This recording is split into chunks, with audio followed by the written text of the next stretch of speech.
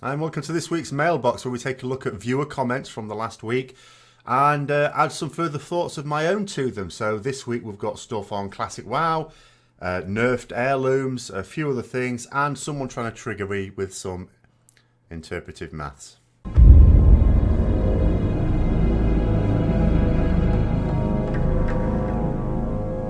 So, first of all, in terms of the Where's the Mailbox, this is something we do each week where you've got to basically say where it is, which zone, which specific place in there. This one was, as many people got in Vashir, and it's the cunningly titled Sandy Beach. So those are the people that got it right. Some people sort of thought it might be in Tanaris or something. It was a bit strange, but there you go, never mind. So this week's is here. So what you do is you just say whereabouts the mailbox is, which zone. Now, okay, well, basically which zone it's in. Technically, this could be one of two, couldn't it? I'm not going to quibble too much as long as you get one of the ones. It's on a border between two zones, as long as you get one of the zones right. But it does still have a specific name for the place where I am. So just note that down in the comments below. Right, on to the first one then. So, of course, we've got to still talk about this, which is going on and on and on, which is about Blizzard's, or Blizzard Activision, or Activision Blizzard. Some combination of those two. Their business plan. So, mobile games. So, it says, mobile games are efficient from a business perspective, and honestly, they're fun to play when you have a little free time and you're away from home. The choice to announce it at BlizzCon was hilariously dumb, and that's really the issue. It's still too many people, an awful lot of conversation with people who just think, no, the PC market is flourishing, all this. When it's not. If you look, for example, at the profit breakdown for Activision Blizzard, they make more money from their mobile game, the Candy Crush and all that crap. They make more money from that than all of the Blizzard games combined. All of them. The mobile market is huge. We also have known from the past week that not only, the Blizzard part of Activision Blizzard are now obviously going into the mobile market, but also they're doing more. I mean, that would come as no surprise. And it's even been reported that they're putting some of their best devs on it. So we're not just talking about the Diablo mobile game, which, as people have noted, is effectively another company that's already made mobile games, and they're just going, do you know what, this is a perfectly good mobile game. We'll put this skin on top of it, and it'll look like another game. No, actually, building mobile games as the real way forward. Because, of course, it's all driven by money. And it's for someone like me, it's not like I prefer playing on PC games. I will only play games on the PC. I understand, the appeal of consoles. I get that. It's cheaper than buying a gaming PC, and it's in your lounge, and you can just, be playing it every now and then while you just sat back in your sofa. Fantastic. I get that, but it's not for me. Mobile games, I get that as well, because it's like a modern day version. It's like when the Game Boy came out, which I never got, again, because I've never into that sort of thing. But when the Game Boy came out when I was young, that meant that, you could be there, you were going on holiday, you're in the back of a car, bored stupid, instead of having to read or try and go to sleep. You could just be playing a video game. And mobile phones allow that now. When you're not at home, when you're not able to play the game on the PC or the console, you might be at the train station waiting for a train. You can play some games on your mobile. You might be, stuck in some dead time at work. You can be, you've got into work early or something like that. Just, I get in extra early in the morning, just quite frankly to get a good parking spot. Not because I particularly need to get in that early, get in about an hour early, just to get a good parking spot. That's it. So then, obviously, I get some work done. But, maybe I could play if I was into that, I could play a mobile game. Any time where you've got time, we just sat around not doing anything, you've got gaming on the go. Now, the sort of people who would actually play a mobile game at home when they could be playing it on a better platform, okay, I don't understand that at all. But I totally get, the out on the go. But it is the fact that casual sort of gaming is so widespread. And you don't have to make very much money off each individual player. That's the thing. With PC games, you have to try and get a lot of money from each individual player. Well, first of all, you've got to buy the game to begin with. Not even talking about MMOs with subscriptions and all the rest of it, microtransactions. you're after getting a significant upfront investment from the PC player in the vast majority of games. The mobile games, you're not. It's like little things, and this is why, as I say, you can get teenagers developing games. Some of them, develop a really addictive one for a mobile. It's relatively easy to do. You don't need a massive company behind you, and you can make a fortune because it's just based on the idea of play the game for free. Oh, but there's this thing coming up, and you can wait. So it'll take you so long to get this bit done, or you can pay $1 and it'll be fast tracked for you. So a little kid wants them, well, can I have $1 for this? So they give them $1 to shut them up. $1's not that much, and it shuts them up. And you do that for 1 million kids around the world, you've made $1 million from that. Just that one little bit of whining. So it is unfortunately the way it's going to go. And it almost feels to me, as distressing as it is for me, it all feels like to me the people who insist, no, it's not going to happen, and that Blizzard have been stupid for doing stuff on mobiles when they should be doing it on PC as well at the same time. It's not. Financially, it's not a stupid decision. It's the equivalent of people back in my day when we were using cassettes to store games on, trying to hold back the tide of floppy disks, going, no, floppy disks will never catch on. Cassettes, that's where it's at. Unfortunately not. Unfortunately not. It's not to say PC games will die out. Someone said, oh, there'll always be someone making PC games. Yes, there will. It's just they won't necessarily all be the big budget top draw ones, the AAA titles. At some point, they may well die out on the PC, unless it ends up being super cheap and easy. Because, like at the moment, the appeal of the mobile is you can make them relatively cheap and easily. You can spend money on them if you want, but you don't have to. Whereas with PCs, if they can just make that same game on the PC, but it'll be little more than an emulation, I would have thought. Anyway, there you go. But yeah, so from a financial point of view, it's fairly obvious that Blizzard's going to go in this direction. It's been obvious for some time. I'm amazed it took as long as they did to announce it. It's just they announced it at the wrong place. So this is someone from my guild, actually, who has another take on it. They've actually put forward the idea that maybe the announcement at BlizzCon was a stroke of genius in the mould of the classic Coca-Cola situation that we had a while ago. It says, one could argue that announcing this mobile game on BlizzCon was actually a brilliant move. I can't think of any other way to market this game that would reach as many people as it has. The amount of publicity this game has received from this is absolutely insane. Threads popping up on various forums everywhere, and all the memes of it spreading across the web. Honestly, I think this will turn out to be a stroke of genius. But unlike with the classic cola situation, which is, for those who don't know, it happened when I was young as well. So they changed the formula of Coca-Cola. They did all their research, and it seemed, oh yeah, this is a better version. And then everyone hated it when it came out, when they launched it. It was a total disaster.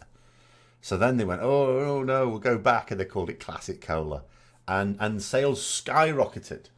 I think it was a case of something that people had come to... I suppose it's a bit like taking it for granted, and then all of a sudden people, when it was snatched away from them, no, we want this. And so that's how that worked. But the executives that did that were still sacked. The people that were responsible for the PR disaster still lost their jobs. So I don't think anyone would ever deliberately do this. It does, of course, hark back to a saying that's been around for many decades, which is there's no such thing as bad publicity. When it comes to, getting your thing out there. The only issue I would say here is, okay, it's raising awareness of it, but the product is not ready to launch yet. It's only been announced. I don't even know when it would launch. So, if it was the sort of thing you were doing a month before launch, then yes, just getting that awareness out there might well work. But in this particular case, I'm not sure. I'm not sure it is. But it is an interesting idea that... it's probably true that they wouldn't have got it out to as many people. Not as many people would have learned about this thing were it not for the fact they did it in such a ridiculous way. Anyway, let's get on to World of Warcraft. So, someone's saying here with regards to Classic WoW, says it doesn't help to give constructive feedback on forums. If you provide information evidence of why the changes are bad for the game, you're instantly jumped up by masses of pro changes. People bashing you because they personally want something that wasn't in vanilla. in Classic. It's the reason why Vanilla was so successful and was not because of the systems added to WoW years later. Whenever you bring up information or feedback on why it's bad, you're attacked by what seems to be the WoW community's version of Antifa. No, that's just forums. That's just the internet. You know, when someone says something, like some people just take something so seriously, and then when someone says something that is at odds with it, they just go mad, as if that person has major influence and they must shut them down before, you know, it spreads like a virus, their views. That's just the internet for you. I would ignore that completely. On to the general issue, however, of WoW Classic and changes to it. I was discussing this last night with some people, and there's people like me. See, I wouldn't be at all excited about WoW Classic were it not for the fact that the content has been removed from the live version of the game. What I liked was I liked the dungeons, and I liked the quest, the style of questing. I would be much happier leveling up through the original 1 to 60 quests than I would the current ones, which bore me rigid. And it's absolutely dreadful. I hate it. It's less efficient the old way, but it was better. It was more interesting, more engaging. You actually felt like an adventurer in a way that you don't now. Now you feel like an odd jobman. You go to a place. Oh, the plumbing's broken. This is broken. That's broken. You go to that house. Right, I'll fix the things in this area. Then you go to get your payment. Oh, right, thanks very much. Oh, by the way, Mrs. Miggins' fire's on the blink. Can you go over there and fix all their problems? And that's what you do. You go to an area, do the things in that area. Go to the next area, do the things in that area. Whereas it didn't used to be like that. You would go to, yes, you'd have breadcrumb quests and stuff like that to go to places. But you'd go to places, you'd do some stuff. In the middle of the stuff they wanted you to do could be all over the place, not right near where they were. And as you travelled, then you'd come across someone else who had an issue and you could get sidetracked and all the rest of it. And then before you knew it, you hadn't even done the original quest and it wasn't worth doing anymore. You just dropped it. That was fine. But you were exploring, you were getting yourself around and about. You weren't efficiently going from one hub to the next, completely missing out the world. So I liked that aspect of it. Now, if they'd have never changed that, if they'd have never got rid of Naxxramas because they were too lazy to come up with a raid for the start of Wrath, and if they'd never changed the 1 to 60 quests in Cataclysm, I wouldn't be bothered about it, because what is there that's going to be in Classic WoW? You've got classes that are so bad to play, you know, I mean, I'll push through it because of nostalgia purposes, but they're bad. I'm going to do a video because I was testing some things out in terms of how I might level on the Classic dev. So I'll do a video about that. I've got the footage for it. I just need to knock it up, but might take a week or so. And like on the Hunter, for example, and it was like, you know, you're attacking something. I tried to put Serpent Sting on it, and half the time Serpent Sting wouldn't apply because it's clashing with the auto attacks. So bloody hell, the auto attack was stopping me applying Serpent Sting, and the same with arcane shots at times. Complete nightmare. And so the classic bad, but some people might consider that good, because nowadays, or it's possibly less so than in previous expansions, but still, you have to play a class well now. You have to know how it works, and you have to do a certain amount of learning. You didn't then. Just press buttons and it sorts itself out. So they were quite quick and easy to get into, and maybe some people find that appealing. The fact they can go into raids where you don't even need all 40 people firing all cylinders, and you can just basically get carried. Maybe they like that idea, that low challenge aspect for some people. You only needed so many people to play well. You did need some people to play. You couldn't just go in with a full raid of hoofers, but you could go in with half easy and do decent content. Maybe some people like that, but I mean, you know, from class point of view, from mechanics point of view, it's all shocking. It's improved massively since then. The graphics have improved. It's just that, so from Blizzard's point of view, people have asked for WoW Classic, so they're trying to bring it in as authentically as they can. There will be some changes that of necessity. They've already talked about a couple that of necessity have to be in. But by and large, they're not going to make any changes that they don't have to, because they know everything they put in that's not exactly the same, they're going to get bashed by a section of the community. So they can't please everyone. They understand that. But if they just made a change without a super compelling reason, and it'd have to be a compelling reason, not a good reason, a compelling reason, then there's no point. So, I mean, for me, I would be happy if they just took the questing in vanilla, the vanilla questing, and put Naxxramas back and put it back into the live version of the game. I'd be delighted with that. That'd be marvellous. So that's what I want.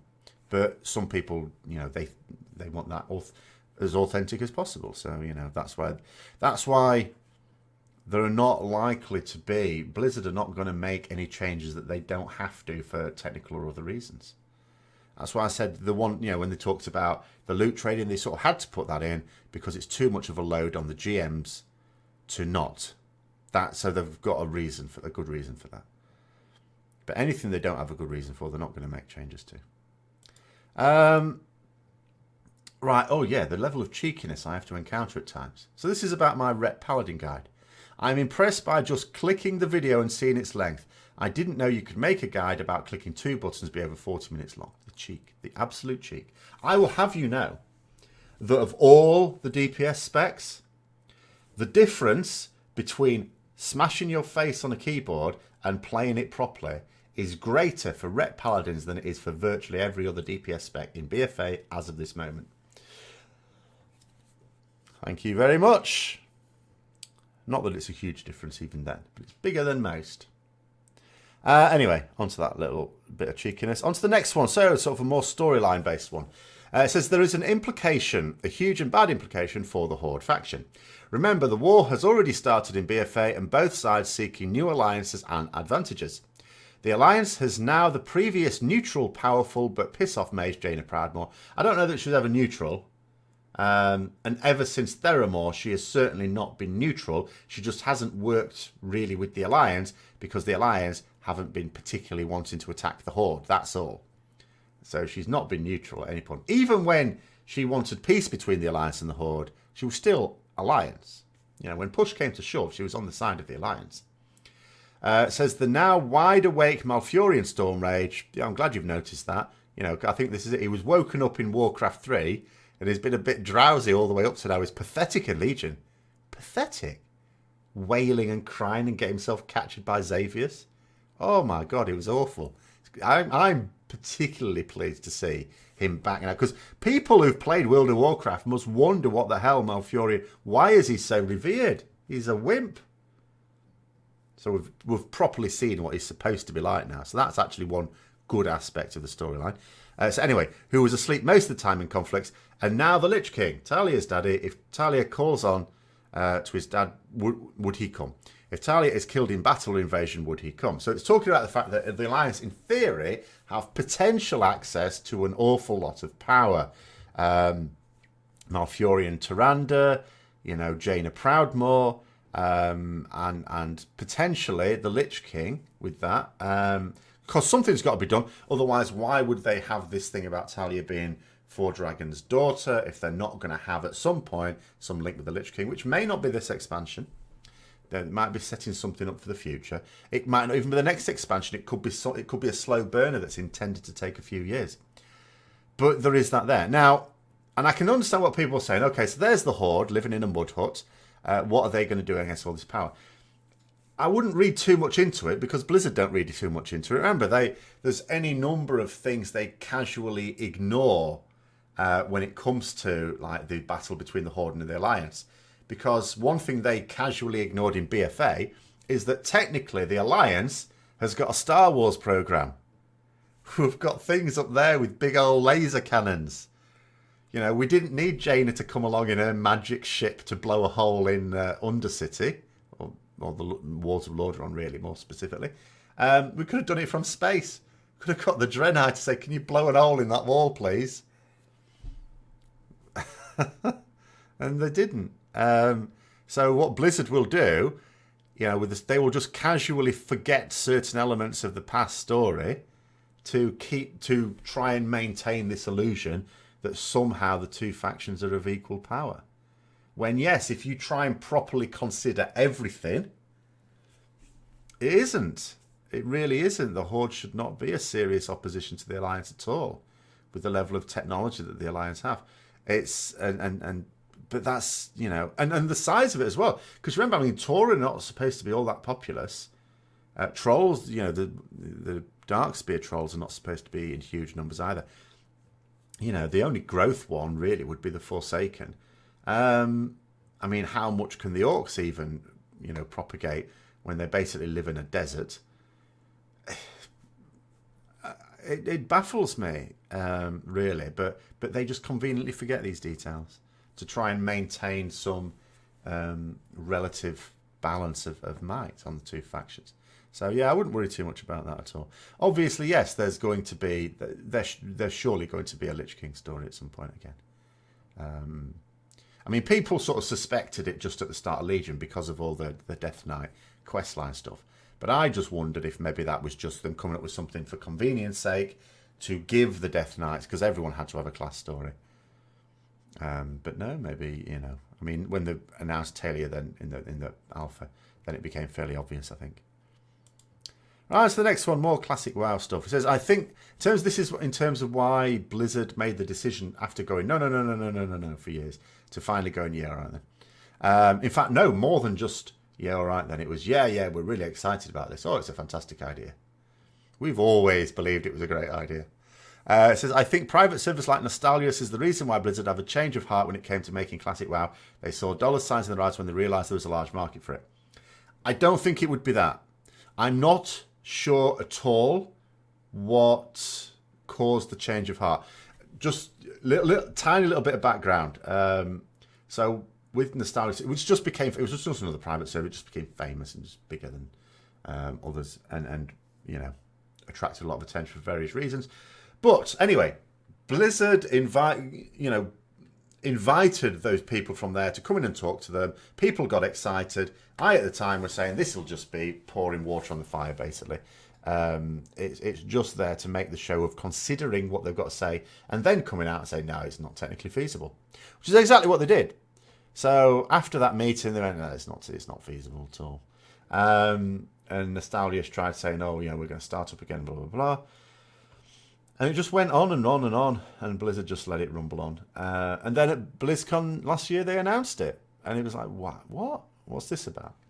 So saying about dollar signs when they realised there was a large market for it, we don't know that there's a market for it at all. At all. The fact that there's a lot of people that play on private servers doesn't prove anything because they don't pay for it. Some may well, of course, that's why some of them do it to make money, will contribute some funds towards it, will donate. So there are people who are prepared to pay for it. So we can say that. How large that market is dependent on a couple of things. First of all, just because they're prepared to pay for it on a private server doesn't mean they're prepared to pay the Blizzard subscription for it, which is now what it seems to be. I'm very surprised that they did that. It was one of the options, really, but I'm surprised they did that. It does rule out a possibility. I was wondering if the reason why they were doing it was simply to cut out cut off the sort of food for the private servers, so to speak. And if they were doing it for that reason, they'd have just offered it for free. They'd have just made it for free. It wouldn't necessarily cost much. It was just supposed to be a small team making it anyway. Just put it out there. We'll do our own version, and people can play it for free. Or for a nominal fee, like Diablo, £5 buy it, but then after that you don't have to pay anything extra. I'm not saying Diablo is £5, but you could have just done it for a nominal fee, a one-off fee, and then that would be it. And that could have done the same thing. But there'll be an awful lot of people playing on those classic servers because it's free. We're not going to get, I would say, not even majority conversions. We might get significant conversions. You know, it'd be interesting to find out actually how many people buy a subscription, if we ever find out. We may never find out. But it'd be interesting to know how many people buy a subscription just for Classic WoW without wanting retail, that don't currently have one now for retail.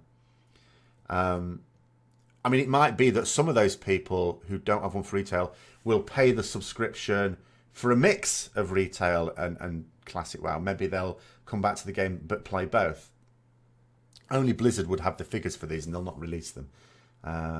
Which is a shame, because that would be interesting to know. But I'm not sure that it's very easy to tell how much money there would be in it for Blizzard. I mean, enough, because it's not going to cost them a massive amount to make it. But because there were private servers join vanilla. There are just a hell of a lot of people that play it because it's free. And that's always been the case. There were private vanilla servers when vanilla was live, when it was not vanilla, it was just World of Warcraft. Loads of them. And so the private servers will still rumble on regardless. It may severely diminish their money-making capacity. And of course, they're going to need those funds at the very least, even if they're not making a profit, to run the servers. So that might be an issue there. But I don't know what money that anyone who does pay on the private servers pays. But I'd be very surprised if it was as much as a monthly WoW subscription, which has to be paid all the time. The one good advantage, I suppose, to those people choosing between private servers and the live ones is that the private servers, it's an occupational hazard. Eventually that server's going to go down and you're going to lose your character and all the time you spent on it. Whereas with the WoW Classic ones, it's an official realm. That character will be maintained and it will last. As long as you keep paying your subscription, you'll be able to access it whenever you want. Okay, on to the next, another little classic one. So I was talking about the fact that I think it's a shame, because they're going to be linked anyway, that gear you get when you're playing Classic WoW, because it wouldn't impact the Classic WoW experience, won't be available for transmog on the modern version of the game, on your characters on that. So someone's saying here, I think the core reason to not allowing stuff from Classic to Live is mainly the PvP Grand Marshal title and gear on Live. It's rated Battleground, rated of 2400 and higher. No, I don't know 100% what the reason is. I know they gave a couple of reasons, and for all I know, those are the actual reasons, even though they make no sense. But this will not at all be the reason for it. The reason is we can't even get it now. Like I, for example, can wear all the Grand Marshal gear or High Warlord, whatever the hell, because I'm Horde now, I suppose, and weapons and all that sort of stuff that was available to a Paladin. Not because my Paladin got to Grand Marshal, but I got high enough up that when it became available for transmog at Area 52, I was able to go and get the replica stuff. So, but I can't do it for any other character. For any other class, that is to say. Well, any other character, full stop, but it's on transmog. And the reason for that is because the Blizzard said, well, you did it on that class, but you might have had a harder time doing it on that class, which is a load of shit, quite frankly. All I did was live in like battlegrounds for a few weeks over summer. And that was it. But it doesn't matter. They don't allow it anyway. So they do the same here. On Classic, it would take...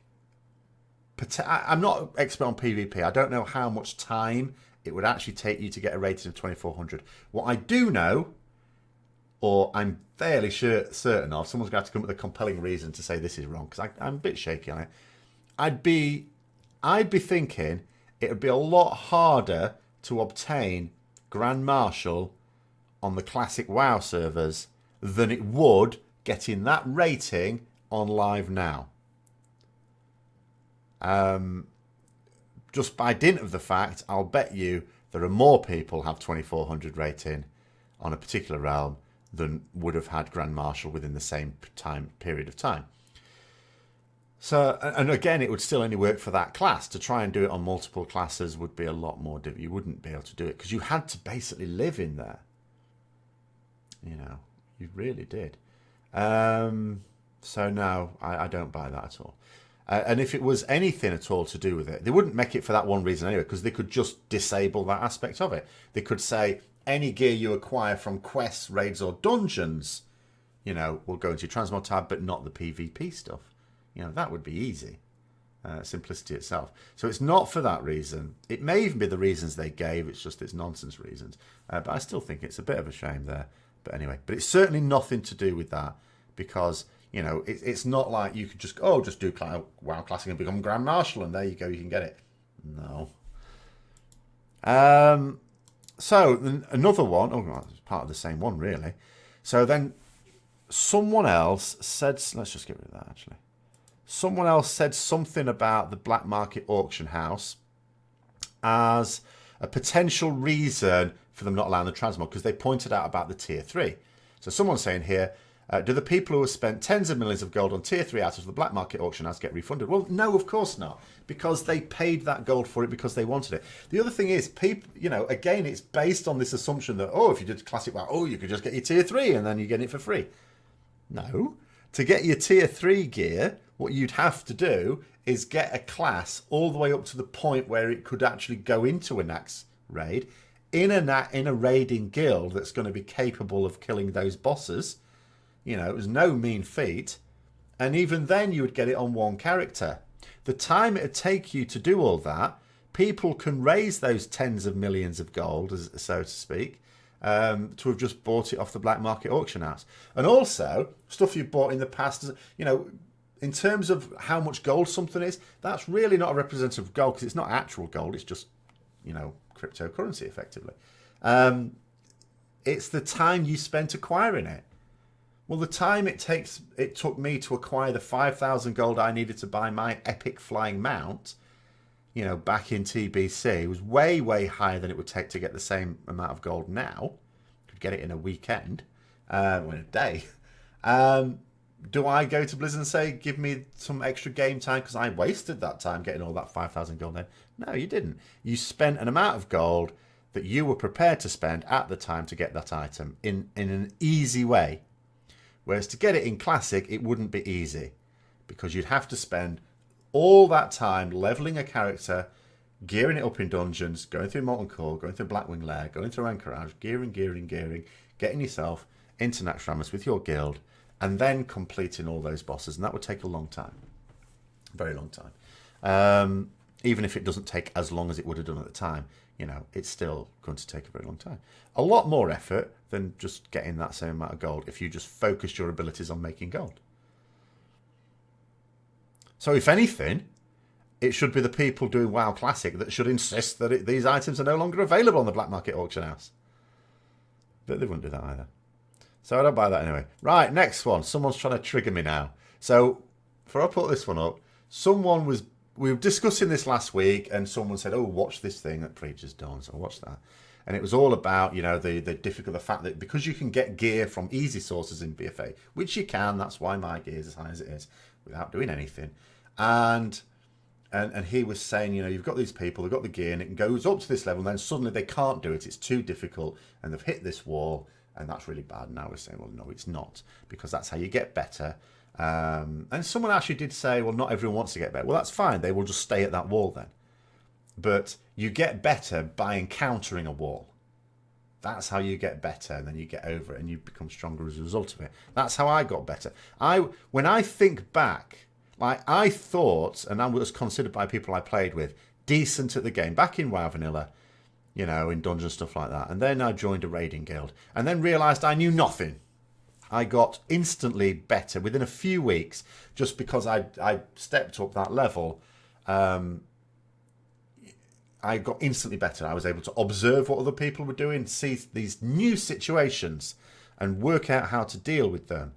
And then got better and better, because I did want to get better. And some people didn't, and they just stayed at their own level, which was pretty much nil.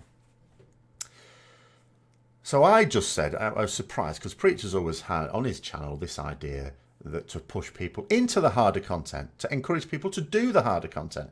And then he seemed to be saying, you know, oh no, this is bad that these people are now in this content. So then someone was saying, but blah, blah, blah.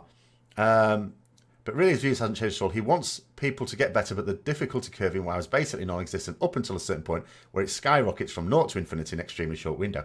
No, it doesn't. It doesn't do that. And then what this person has done, I'm really, as a mathematician, it hurt me. It hurt me. So it's here, blah, blah, blah, link to a Twitch thing. You can clearly see what he meant and why he doesn't like it. Clearly see, right. So this is what and I listened to him as well. I had to listen for a good 5 or 6 minutes. Right. And this is it's not an attack on Preach. He's not a mathematician. Sometimes people do these things when they're not a mathematician because they don't understand. This. The graph in Paint that took him several minutes because he couldn't decide what he wanted to put on the axes as well. And he just basically did. There's no data here, by the way. This is just random, some random scale of difficulty he's decided, an eye level. And he's just put graphs on these difficulty curves, like, doom, doom, like that. It's not true. He's just done a drawing. It's not a graph. It's a drawing to illustrate what he thinks he's trying to say in his head. It's the, like I said in the intro, it's the mathematical equivalent of interpretive dance, this. I need to remove it. Please, God, let me remove it. But no, it's an opinion, right? He has an opinion. He's not demonstrating anything by that. Anything he said in that portion, I had to listen to 6 minutes of it, is not demonstrating anything. And that graph is not demonstrating anything. It's not a graph. Why do I keep calling it a graph? That picture is not demonstrating anything. It's not true. It's not true.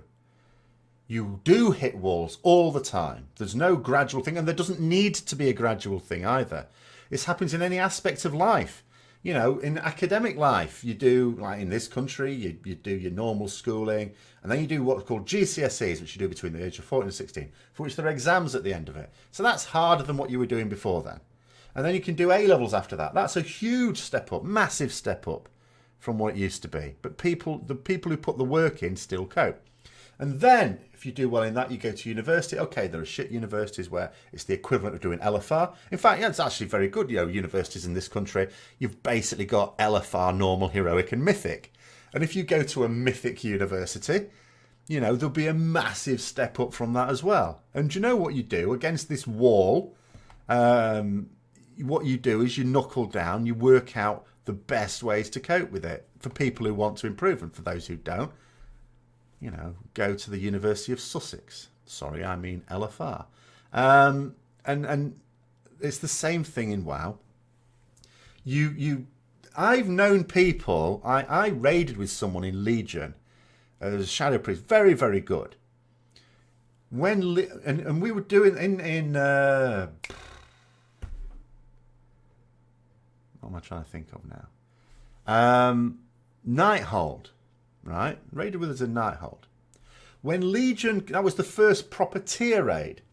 When Legion came out, they weren't even a World of Warcraft player. They had never played World of Warcraft. They started playing World of Warcraft about a month after Legion came out. By Nighthold, they were good enough to do mythic raiding. And they got better, and they just got better and better and better. They didn't worry about hitting walls. They would have had to have hit walls all over the place. They just coped with them. There is nothing wrong with throwing people at the deep end if they actually swim. That's actually a really poor analogy, because when my dad did that, I did not swim. But nonetheless, you know, you can just do that. But it's safe in a game. And if you don't swim, well, you just step yourself back. You know you've done it. I mean, people do this all the time when they're trying to apply for guilds. They'll often try and apply for the highest level guild they can get just to see how they cope. There are people who apply to guilds like Method when they've never competed at anything like that level before, just to test themselves out, just to see if they can do it. You know, I mean, assuming they can get in, they've demonstrated the skills to be able to play. Because, of course, there's a whole lot more to raiding with Method than just being able to play the class very well. Or classes, as is required now. And people do it all the time, and some people do cope. So there's nothing wrong with any difficulty curve in it. I agree that we shouldn't be given all the free gear that we're given, but that's got nothing to do with suddenly hitting a wall. The wall will be hit anyway.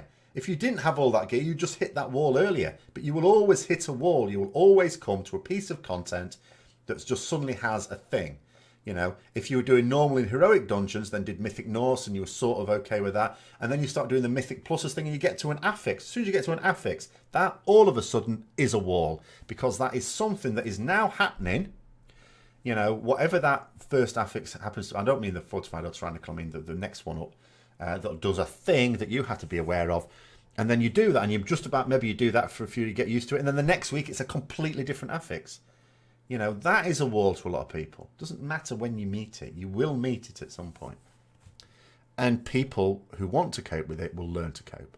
You can learn all sorts of things in World of Warcraft. You can massively fast track your development in World of Warcraft by talking to people who've had that experience of it and are willing to share it with you. You can fast track your learning by just listening to advice, good advice. Obviously, yes, you have to be able to tell the difference between good and bad advice. That's not easy always, okay? But then you'll find out if it's bad advice, you'll work out that it's bad advice because it won't bloody well work. It's simple as that. So, yeah. But God almighty, don't link to me things that are pretended to be graphs and are just like doodles. I can't tell you how much it triggers me. I really can't. Anyway, next one. So, this is to do with Ian Hazacostas blaming us for class design. It says, as a shaman player, I completely agree with and applaud Ian for pointing out a large part of the issues we have as shamans is created by community perception. I'm a perfectly competent player and do great DPS, but I've basically had to give up the idea of getting to any pugs other than LFR and Dungeon Finder because people think the spec is shit. Bad PR, I know. He hit the nail on the head and knows exactly what the problem is. Now, he doesn't. Now, I can understand if you're coming from the point of view of, as you say, they're pugs and LFR. Yes, those perceptions are definitely there. Those perceptions are there at all levels as well. But he hasn't hit the nail on the head. It's not a problem with that. Those perceptions existed before Discords ever came along. I know as a Rep Paladin player. There are serious issues with a number of classes and a number of specs. And it's not just the individual players of those classes and specs whining.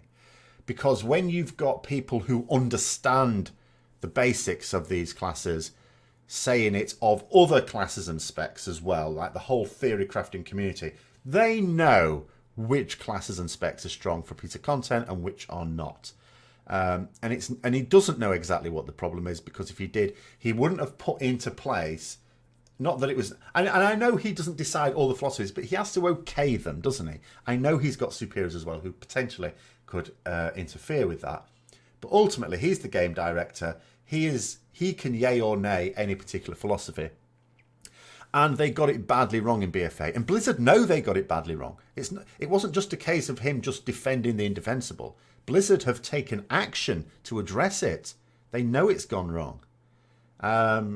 So, you know, he hasn't known what's involved. He doesn't know what the problem is, because the biggest problem of all is that they are not listening sufficiently to those communities. That's the issue. Like, I talk about the fact that, you know, the developers do talk to very senior theory crafters.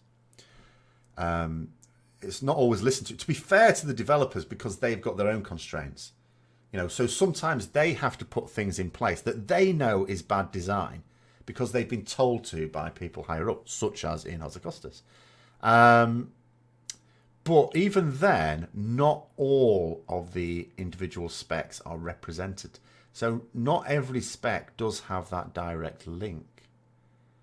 You know, passing on, like, not just community thoughts, but, you know, these senior theory crafters are as such, not because they represent their community, but because they produce an awful lot of the work. You know, they are, the developers, for example, you know, will have 3 different specs to work on.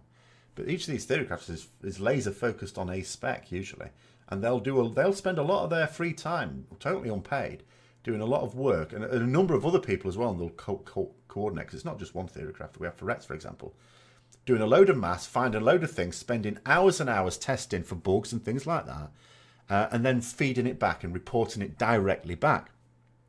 So there's an awful lot of class design that is better than it would ordinarily be, simply because of those people pointing things out that have not been spotted internally. Because it's quite a small team, really. The class design team is small. There's not many people in on it. In fact, I almost think there's times when there's more people interfering in them than there are the people actually doing the work. So no, it's not just class design. Lots of aspects of the design are complete shambles because there's no coordination. Ian Hazacostas made a big thing in Legion after the Tomb of Sargeras fiasco of having some proper coordination between the class designers and the encounter designers. And that hasn't happened. In fact, he said a lot of things would be coming in BFA, and it hasn't happened. And it's not because I think he was lying. Well, I'm going to bring up a couple more of them up in the next week in videos. I think there's something incompetent about the whole show. I just don't think they've got people in there in charge who are capable of coordinating those teams. It's not that they were saying that because it's what we wanted to hear. I think they genuinely believe the things he said about the need to coordinate and other things as well. And because they haven't done it, I don't think it's because they just went, no, we just told them that. You know, I don't think he's there going, of course we don't need coordination between different teams. What a ridiculous idea. I just said that because they're all idiots. No, he would absolutely want that as well. He's just incapable of putting it into place. He doesn't have the skills to do it. And they need to get someone in.